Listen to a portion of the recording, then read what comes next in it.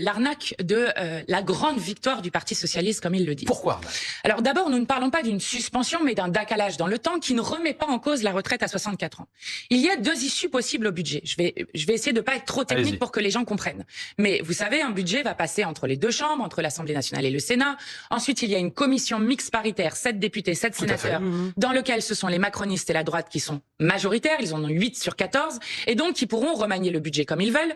Et ensuite, cela passe soit en dernière lecture à l'Assemblée, soit cela va entre le Sénat et l'Assemblée. Ce qui veut dire deux choses. Il y a deux issues possibles. La première, c'est un vote du budget de la sécurité sociale avec un amendement de décalage dans le temps de la réforme de la retraite. Mais cela veut dire alors qu'il faut que... Non, du décalage de l'âge. On va revenir dans le détail. détail. Parce que si on était suspension, je vais expliquer ça tout de suite. C'est décalé de 2 ans, c'est quand même considérable. Si c'était une suspension, alors tout le monde resterait à 62 ans et 9 mois de retraite. Alors que là, le décalage dans le temps, on arrivera quand même à la retraite à 64 ans, c'est-à-dire qu'on décale juste le calendrier. Bon, ça sera tranché, disent-ils, dans la campagne présidentielle à venir. Allez-y, deuxième hypothèse. Je vous explique. Terminé. Première hypothèse, le budget de la sécurité sociale est voté, mais cela veut dire alors qu'il faut qu'il y ait une grande coalition du Parti socialiste jusqu'à la droite, en passant par les macronistes, qui accepte un budget avec le musée des horreurs sociales, puisqu'il y a à la fois les 17 millions de retraités qui vont voir leur pension baisser, vous avez les 13 millions de personnes qui ont des maladies chroniques, non, sous-indexées, pendant 4 ans. Des maladies chroniques qui vont devoir être taxées jusqu'à hauteur de 850 € par an et toutes ces horreurs qui sont dans le budget. Donc ça, c'est la première chose. Mais ça veut dire que le PS accepte cela. Deuxième hypothèse, à ce moment-là, on dépasse les 50 jours qui sont fixés dans le cadre de la Constitution sur le budget de la sécurité sociale. Et à ce moment-là, le budget passe par ordonnance. Alors là, je veux insister sur un point. Il y a une autre option, madame, c'est que le gouvernement instaure une lettre rectificative pour instaurer la réforme des retraites dans le... Et juste pour terminer, Lucie, sur la question des ordonnances, la porte-parole a répondu ce matin. On ira au vote. Elle a dit on ira au vote. Eh bien, à ce moment-là, le Parti socialiste devra voter pour ou s'abstenir, donc être dans la majorité sur la question du budget de la sécurité sociale. Donc accepter toutes les horreurs. Qu'est-ce que ça dira? Attendez, juste je veux terminer pour que tout le monde comprenne. Donc soit grande coalition pour voter un budget de sécurité sociale qui enlève 7 milliards à la santé et 13 milliards à la sécurité sociale. Soit ordonnance, et sur les ordonnances, effectivement, le ministre des Relations avec le Parlement a été très clair mardi.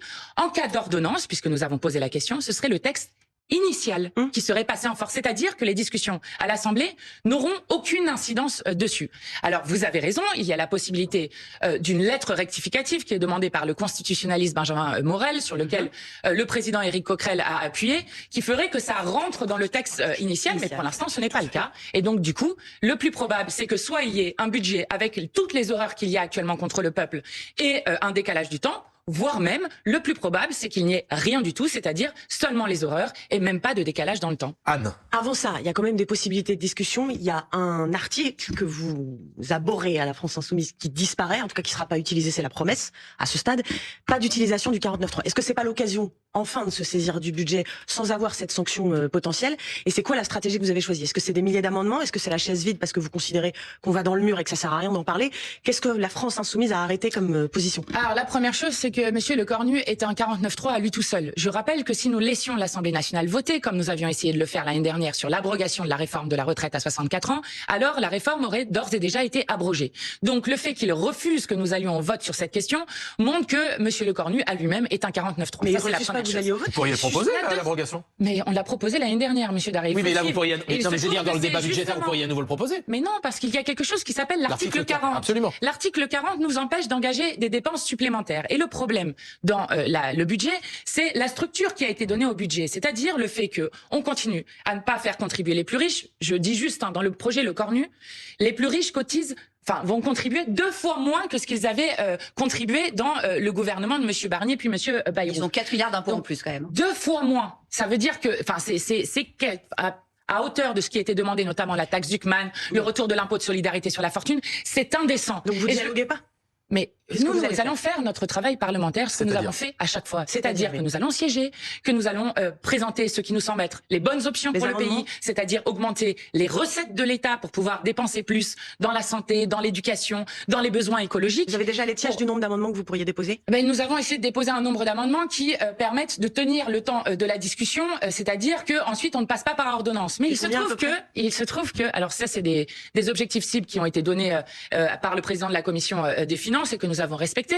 Mais il se trouve que savez-vous qui a déposé le plus d'amendements? Ce sont les macronistes et la droite. Et donc c'est probablement eux qui feront que nous n'aurons pas le temps d'aller au bout du budget et qu'au bout de 70 jours, je ne sais pas, j'ai pas le chiffre en tête, mais nous avons respecté la cible qui était donnée par taille de groupe et que ce sont probablement eux qui forceront à aller aux ordonnances, et c'est-à-dire au budget tel qu'il était initialement. Pas de taxation sur les super-héritages, c'était une idée qu'avait mis sur la table la présidente de l'Assemblée nationale, Yael Braun-Pivet, la porte-parole ce matin dans Le Parisien, dit ça fait pas partie des propositions du gouvernement. À chaque fois qu'on essaie de faire contribuer les plus riches, de toute façon, ce gouvernement s'enfuit en courant. Je veux dire, nous sommes dans une situation où les 500 plus grandes fortunes de ce pays ont vu leur patrimoine doublé depuis 2017. Je rappelle qu'en 1996, les 500 plus grandes fortunes de ce pays avaient des fortunes qui représentaient 6% de la richesse produite chaque année dans ce pays. Qu'aujourd'hui, nous sommes à 42% de ce qui est accaparé par ces plus grandes fortunes. Et qu'il s'agit maintenant de mettre fin au séparatisme fiscal des riches qui ne veulent plus contribuer. Je rappelle juste que dans la campagne présidentielle, nous avions, nous, proposé une taxation sur les super-héritages en disant, au-delà de 12 millions, ce qui ne concerne pas la plupart des gens, au-delà de 12 millions, nous prenons tout. Ça permettait de mettre 10 milliards d'euros dans les caisses. C'est très élevé, 12 millions d'euros. On a l'impression que même chez LFI, il y a quelques scrupules. Mais ça me fait plaisir que vous grands dites ça. héritages. Est-ce que vous avez peur de fâcher vos électeurs? Finalement, cette barre est très élevée. Vous savez, nos électeurs et nos électrices n'ont absolument pas ces héritages. Et il se trouve que les héritages sont aujourd'hui un des facteurs principaux des inégalités dans notre pays. 12 millions, c'est très élevé. Donc nous sommes d'accord, puisque vous semblez d'accord sur ce plateau, nous sommes d'accord pour descendre ce chiffre. Mais cela vient ensuite dans la discussion parlementaire. C'est une proposition que nous avons mis sur la table et nous sommes d'accord après pour la revoir, pour la baisser, en tout cas pour faire en sorte que... C'est quoi le bon niveau? On arrête de quel héritage? Mais je vais vous dire, faut-il être surtaxé? C'est une question qu'on peut poser. Moi, je vous dis ce qui était dans notre programme jusqu'alors, on peut le baisser. Mais je vais vous dire, comprenez l'indécence que c'est pour les gens. Vous allez proposer dans la discussion budgétaire là, sur Oui, ça fait partie de notre programme depuis longtemps. Je vais vous dire, l'indécence pour les gens que c'est d'avoir vu depuis plus d'un mois sur la question de la taxe Zuckman, sur tous les plateaux, les éditorialistes, les journalistes, le MEDEF qui essaient de nous faire pleurer sur le sort des plus riches lorsqu'on pensait juste faire un impôt plancher à 2% qui ferait que les plus riches de ce pays continueraient de s'enrichir dans ce pays. Mais où sont les journalistes, les éditorialistes et les autres lorsque l'on parle d'enlever 50 € par mois à des apprentis avec le budget qui est proposé, lorsqu'on propose d'enlever 100 à 200 € par an aux retraités avec la non-indexation des pensions de retraite, lorsqu'on enlève 150 € à ceux qui touchent les APL, lorsqu'on enlève 850 € par an à ceux qui sont vous dites malades les journalistes, c'est bien prévu dans cette interview.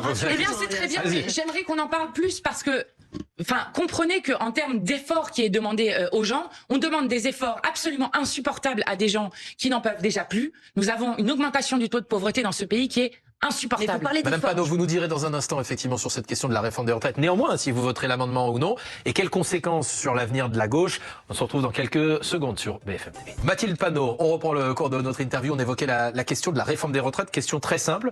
Est-ce que vous voterez, vous, oui ou non, la suspension de la réforme des retraites?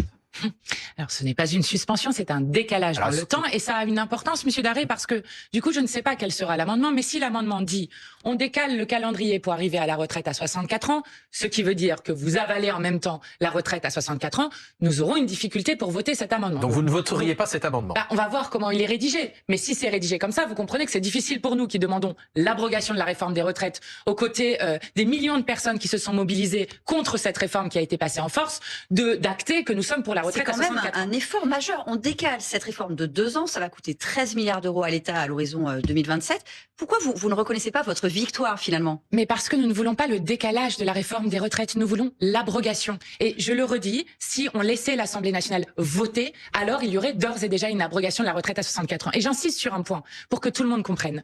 Le décalage dans le temps de la réforme des retraites, ce faux arrêt de la réforme des retraites, coûtera à 17 millions de retraités le fait de voir leur pension baisser, alors que nous avons un nombre de retraités très pauvres dans ce pays et que cela va encore augmenter. Et surtout, ça coûtera une conférence qui a été annoncée par M. Le Cornu, sociale, absolument. dont je suis étonné qu'on ne parle pas, qui, selon M. Le Cornu lui-même, pourrait donner lieu à la retraite à points, qui avait d'ores et déjà été battue par des mobilisations en 2019. La retraite à points, pour que tout le monde comprenne, c'est la tombola. Vous cumulez des points tout au long de votre carrière, et puis à la fin, vous ne savez pas quelle sera la valeur du point, qui a déjà été tentée en 2019, qui a été battue. Ou discuter pourquoi pas de la réforme par pourquoi capitalisation, pas dit le nouveau ministre Farandou. Exactement. Et pourquoi pas la retraite par capitalisation? Vous comprenez que ça fait quand même beaucoup à avaler et que, encore une fois, la Macronie a été battue 3 fois dans les urnes. Ce n'est plus le centre politique. Nous n'avons pas été élus pour avoir quelques miettes d'un camp qui est en déroute. Nous avons été élus pour être en rupture avec la Macronie. Donc nous restons fidèles au mandat qui nous a été donné par les électeurs. Justement, il y a quelques députés macronistes qui sont presque comme vous, ils veulent pas voter. Hein, Oui, ils veulent pas voter l'amendement de suspension parce que on leur a demandé de porter cette réforme aujourd'hui. Ils considèrent que c'est de la schizophrénie de l'envoyer balader.